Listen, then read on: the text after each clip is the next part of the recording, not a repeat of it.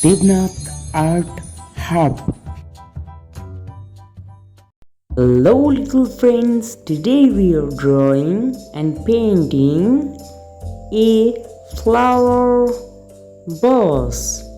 So let's start to draw. At first we will draw the flower bowl where our flower is living. Yes, like that. Now we will draw the flower leaves. Yay!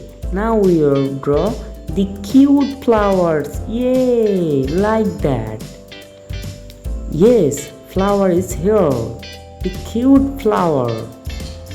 You know you love flower? Yes, I love flower.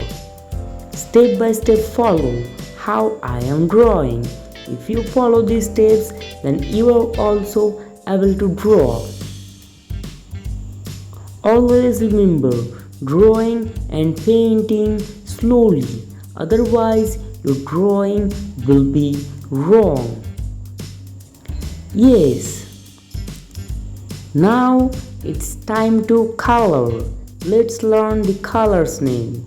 Brown color, green color, orange color, dark green color.